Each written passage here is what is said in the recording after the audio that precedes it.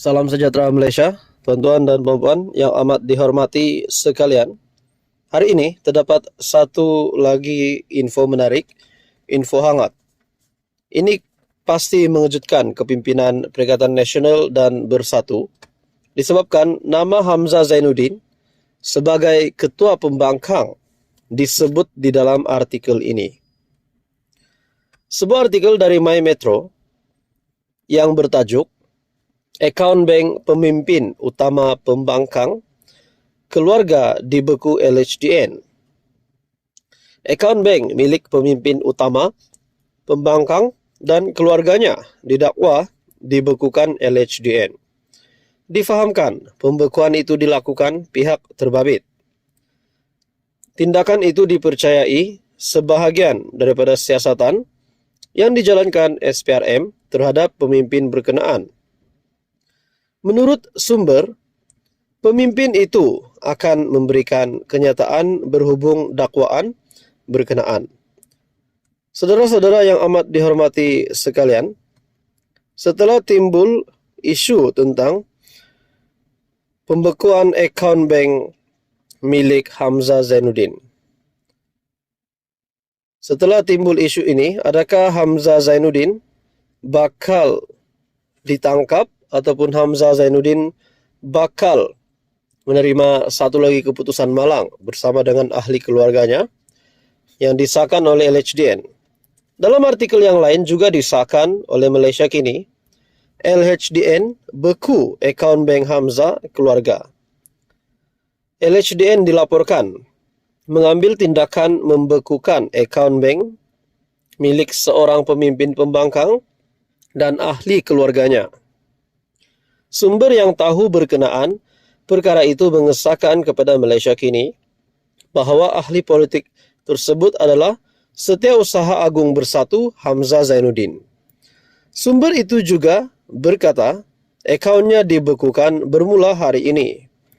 Tindakan berkenaan dipercayai ada kaitan dengan siasatan SPRM terhadap ahli politik tersebut.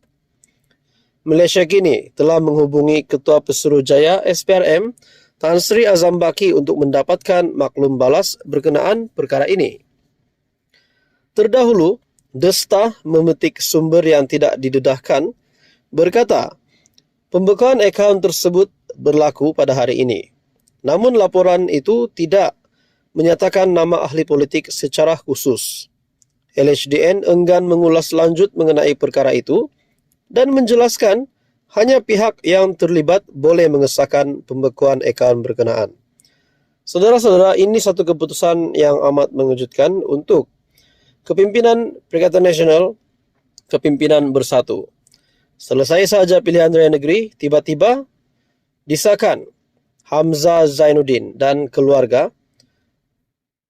Dalam sebuah artikel dari Malaysia Kini, LHDN beku akaun bank Hamzah dan keluarga. Adakah di sini jika dapat disabitkan kesalahan, Hamzah Zainuddin dan ahli keluarga boleh ditangkap ataupun boleh dikenakan tindakan? Saudara-saudara, ini satu lagi isu yang menimbulkan banyak spekulasi. Teruskan bersama di dalam channel ini untuk info yang seterusnya. Mohon bantu channel ini dengan menekan butang like, share dan juga subscribe. Hai, halo. Selamat datang ke channel Vels Lifestyle. Terima kasih karena masih setia di dalam channel ini. Saudara-saudara, sebelum ini saya ada membuat ulasan. Saya mengambil maklumat dari sumber-sumber pemerhati politik yang lain berkenaan dengan riwayat Tun Mahathir sudah tamat. Bukan riwayatnya tetapi riwayat dalam politik. Setelah baru-baru ini PAS PN dilihat mampu untuk memenangi banyak kerusi tanpa ada Mahathir pun, adakah Mahathir masih relevan untuk diterima dalam gabungan PN? Ada juga kata setelah kalah pada PRU15, Mahathir patut rehat saja. Dan kita juga pernah dikejutkan sebelum ini berkaitan dengan satu proyek ataupun isu yang melibatkan dana RM 200 juta lebih yang saya rasa melibatkan SPRM, di mana proyek ataupun rasuah RM 200 juta ini melibatkan nama Mahathir dan juga anak ketiganya, Mukris Mahathir. Saudara-saudara, yang terkini pula, polis membuat satu keputusan ataupun pendedahan yang pasti amat membuat penyokong Tun Mahathir pening kepala.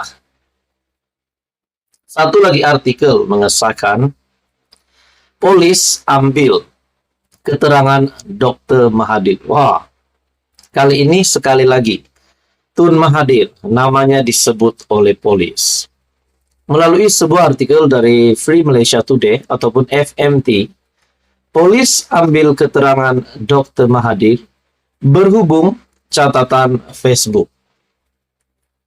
Dalam artikel ini, 2 laporan polis telah dibuat terhadap bekas Perdana Menteri itu selepas beliau membincangkan identiti dan sejarah Malaysia dalam 2 catatan Facebook pada Julai. Nah, menjadi persoalan tanda tanya ramai orang. Apa kaitan polis ingin mengambil keterangan bekas Perdana Menteri ini berkaitan dengan posting Tun Mahathir di mana beliau membincangkan identiti dan sejarah Malaysia dalam 2 catatan Facebook pada Julai. Adakah di sini ada salah laku yang melibatkan nama Tun Mahathir yang dapat dikaitkan dengan apa yang telah disampaikan oleh Tun melalui Facebook beliau yang membincangkan identiti dan sejarah Malaysia? Bekas Perdana Menteri Dr. Mahathir dipanggil polis untuk mengambil keterangan berhubung siasatan yang sedang berjalan, kata sumber. Difahamkan, polis merakamkan keterangannya berikutan 2 laporan berhubung catatan Facebook pada 27 Julai.